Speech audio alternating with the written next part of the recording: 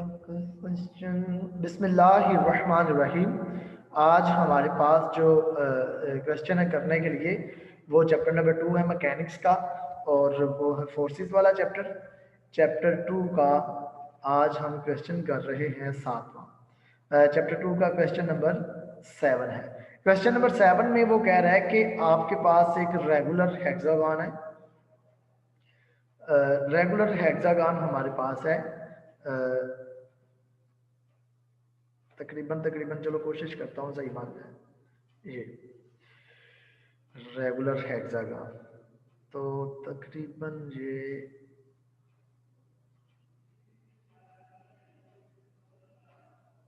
थोड़ी छोटी कर लेता हूँ ताकि पूरी आ जाए। रेगुलर हेक्सागन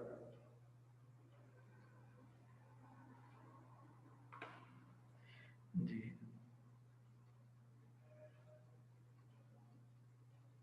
ये हमारे पास रेगुलर हेक्सागन है।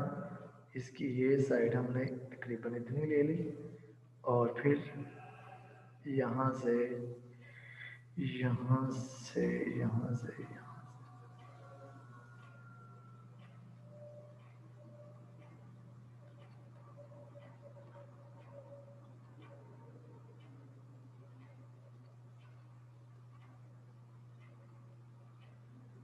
ये हमारे पास ना रेगुलर हेक्सागन है, जिसमें ये first force, second force, third, fourth, fifth और सिक्स फोर्सेस ये इसके अलाम जा रही है। अब ये मैंने एक्स एक्सिस को लिखा हुआ है नीचे हॉरिजॉन्टल में, ठीक है। तो ये फर्स्ट फोर्स एक्स एक्सिस के साथ 60 का एंगल बना रही है, मजीद आगे 60 का, फिर 60 का, फिर 60 का, फिर 60 का, इस तरह से चलता जा रहा है। तो फर्स्ट अब ये हम देख लेते हैं ये कौन कौन सी फोर्स जो है किस तरह से है। तो ये फर्स्ट फोर्स का जो नेम है, फर्स्ट फोर्स का नेम है एक्स, दूसरी का नेम है वाई, उसके बाद है जी, उसके बाद है पी प्लस एक्स, उसके बाद है क्यू प्लस वाई, उसके बाद है पी प्लस जी है। आपस में पैरेलल के नेम आपस में मिलते जुलते हैं। तो ये तमाम की तमाम फोर्सेस को जब देखा कि ये हमारे पास है, तो इनका हमने क्या किया, इनका एफ एक्स निकालना है और एफ वाई निकाल कर रिजल्टेंट निकालना है। सिंपल निकालना तो बेशक सिंपल रिजल्टेंट है, बट इन फोर्सेस को मैं ज़रा एक्स एक्सिस और वाई एक्सिस के जो है ना वो रेफरेंस से भी काउंट कर लूँगा, ताकि परेशानी ना हो स्टूडेंट्स को एंगल निकालते हुए, ठीक है जी बेटा। अब ये जो फोर्स है, ये P जो फोर्स है, एक्स जो फोर्स है, ये मैं कलर चेंज, एक्स जो फोर्स है ये एक्स एक्सिस की तरफ जा रही है, तो इसका एंगल जो है वो 0 है एक्स एक्सिस के साथ। तो फर्स्ट वाली जो मैं एफ एक्स निकालूंगा, उसमें एक्स जो फोर्स है उसके साथ एंगल जो काज में आएगा वो 0 डिग्री आ जाएगा। उसके बाद जो सेकंड फोर्स है वो इस तरह से इस एंगल में जा रही है, जो कि एक्स एक्सिस के साथ उसका एंगल 60 है। तो ये फोर्स है वाई काज 60 आ जाएगा, ठीक है। उसके बाद नेक्स्ट फोर्स है जी, तो हम जी की ही डायरेक्शन में जा रहे हैं, क्योंकि ये सेम डायरेक्शन में फोर्सेस हैं। ओके हो गया। अब ये जी जो फोर्स है ये सेकंड क्वाड्रेंट में हमें जाती हुई फील हो रही है। तो हॉरिजॉन्टल के साथ, क्योंकि ये एंगल कितना बना रही है, ये अगर हॉरिजॉन्टल बनाया जाए तो एंगल 60 है, ये वाला 60 है। तो हमें जो एंगल चाहिए, हमें एक्सटर्नल एंगल उसका चाहिए, रेफरेंस एंगल जो है ये बाहर वाला। तो 180 में से 60 माइनस करना पड़ेगा, काज 180 में से 60 माइनस करके लिखना पड़ेगा। उसके बाद जब हम नेक्स्ट फोर्स की बात करेंगे, तो ये हमारे पास आ जाएगी P प्लस एक्स। जो P प्लस एक्स फोर्स है, उसमें जो काज का एंगल आएगा वो बिल्कुल, क्योंकि नेगेटिव एक्स एक्सिस एक्सिस की जानब है, तो उसका काज 180 आ जाएगा, उसका काज 180 आ जाएगा। Q प्लस वाई जो फोर्स है वो बिल्कुल इस तरह से हमें नीचे इस डायरेक्शन में नीचे जा रही है। तो ये क्योंकि 60 एंगल है थर्ड क्वाड्रेंट में, तो एक्सटर्नल एंगल इसका जो होगा, एक्सटर्नल एंगल 180 प्लस 60 होगा। तो किस फोर्स के लिए, Q प्लस वाई फोर्स के लिए काज का एंगल है 180 प्लस 60, 180 प्लस 60। उसके बाद प्लस P प्लस जी फोर्सेस आ गई, फोर्स आ गई। तो इसका एंगल जो है ये फोर्थ क्वाड्रेंट में है। तो फोर्थ क्वाड्रेंट में क्योंकि एक्स एक्सिस के साथ 60 है, तो एक्सटर्नल एंगल होगा 2 पाई में से 60 निकालने से आएगा, 2 पाई में से हमने निकाल दिया 60, तो ये इसका एंगल आ गया। अब हम इसको सॉल्व करते हैं एफ एक्स को। एफ काज 0 क्या होता है, 1 होता है, तो इसका 1 आ गया प्लस वाई काज 60 की वैल्यू हमारे पास आ जाएगी। काज 60 की वैल्यू होती है 1/2, तो काज 60 की जगह 1/2 आ गया। आगे जी काज 180 में से एंगल निकालने से कुछ ना कुछ इवन है, तो 60 का 60 180 में से एंगल निकालने के बाद हमारा जो काज आता है वो माइनस में आ जाता है, क्योंकि सेकंड क्वाड्रेंट में काज माइनस होता है। उसके बाद प्लस पी प्लस एक्स आ गया, तो काज 180 है, काज 180 होता है, काज 0 होता है 1 और 180 होता है -1। प्लस क्यू प्लस वाई आ गया, तो काज 180 में समथिंग ऐड करें तो थर्ड क्वाड्रेंट में, तो थर्ड क्वाड्रेंट में काज नेगेटिव होता है। उसके बाद हम आगे पी प्लस जी के ऊपर, तो फोर्थ क्वाड्रेंट में जो काज होता है वो पॉजिटिव ही होता है, तो काज 60 ही आएगा। तो ये फाइनल जो एफ एक्स हमारे पास आ गया, ये आ गया एक्स प्लस वाई बटा 2 माइनस जी। काज 60 की वैल्यू क्योंकि 1/2 है तो ये भी जी/2 हो जाएगी, ये माइनस पी माइनस एक्स आ गया। ये काज 60 जो है 1/2 है, तो ये माइनस लिखा हुआ है, तो माइनस क्यू के साथ भी और 1/2 क्यू के साथ भी, माइनस वाई के साथ भी और 1/2 वाई के साथ भी, क्योंकि cos 60 1/2 होता है। उसके बाद cos 60 1/2 है, तो p बटा 1/2 आ जाएगा प्लस g बटा 2 आ जाएगा। तो प्लस x जो है ये माइनस x से कट जाएगा, प्लस x माइनस x आपस में कट गया, तो उसके बाद y बटा 2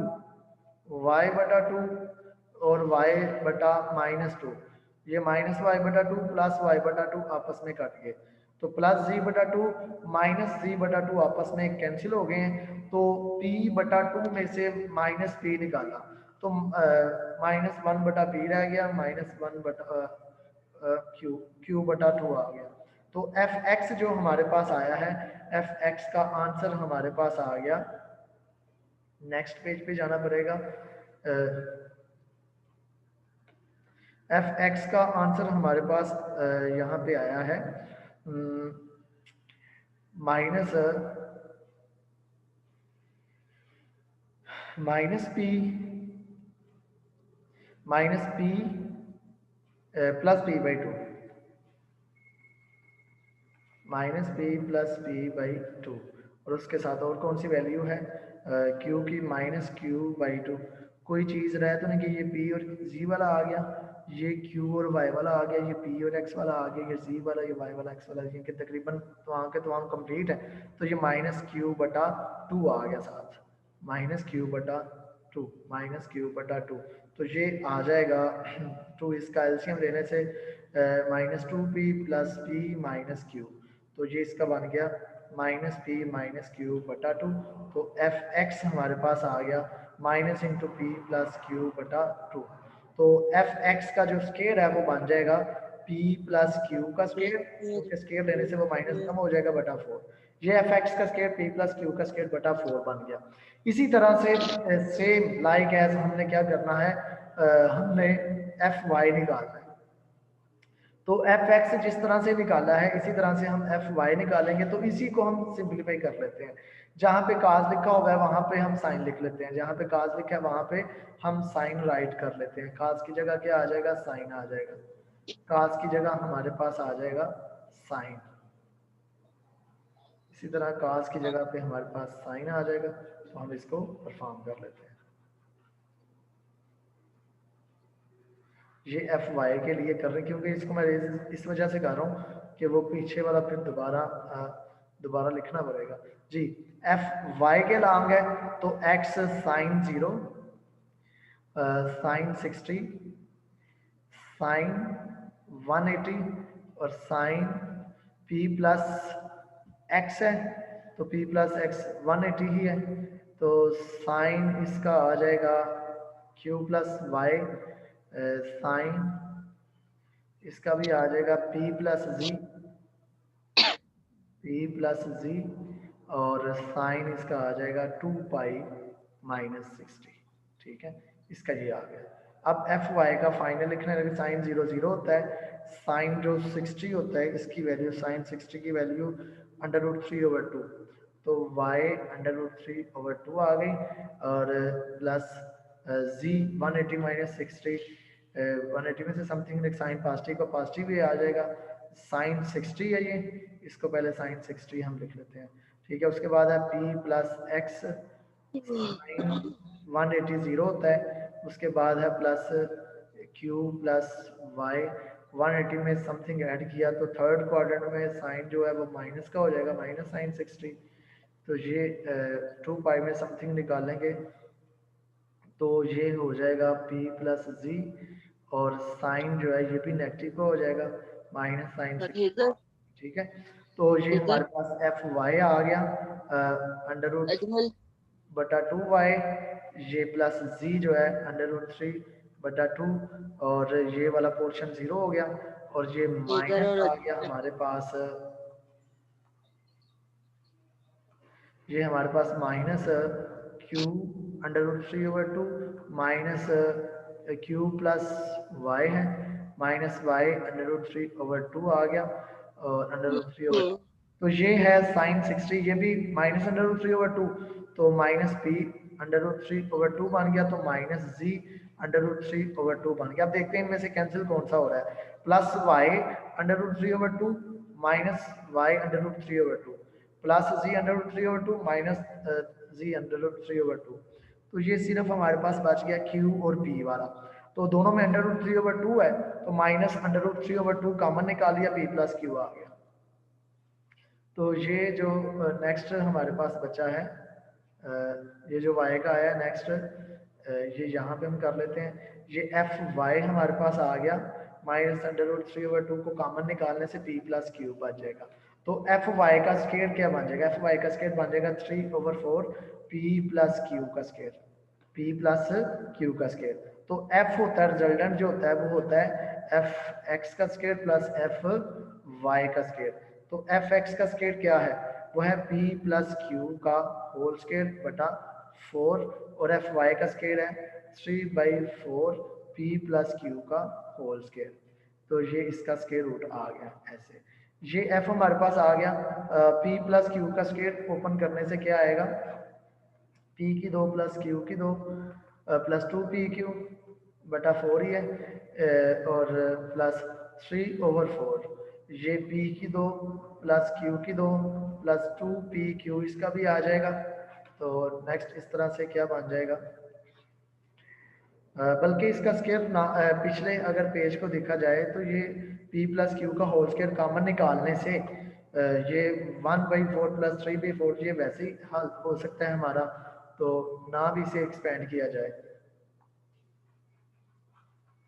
इसको अगर ना भी हम एक्सपेंड करें तो ये ऐसे भी सॉल्व हो सकता है आसान इजीली। ये देखें ना, p प्लस क्यू हमने उसका स्केयर कॉमन निकाल लिया, तो ये बच गया हमारे पास 1/4 प्लस 3/4, तो ये आ जाएगा p प्लस क्यू का होल स्केयर, और 4 इज 1 प्लस 3, तो ये बन जाएगा 4/4 1 बन जाएगा, तो ये p प्लस क्यू का होल स्केयर स्केयर रूट से कट गया, तो ये आ गया f आ गया p प्लस क्यू, एफ आ गया p प्लस क्यू, सो प्रूव्ड। ठीक हो गया, ये बेटा हमारे पास इसका प्रूफ आ गया। वो उसने मैं स्क्रीन शेयर करके आपको बता रहा हूँ कि उसने यही कहा था हमें कि ये जो इनका रिजल्टेंट है ना, वो कह रहा है show that their resultant is equivalent to the force p plus q in the direction of the force q plus y। ये p प्लस क्यू जो है, p प्लस क्यू ही आया हमारा आंसर। जी सर।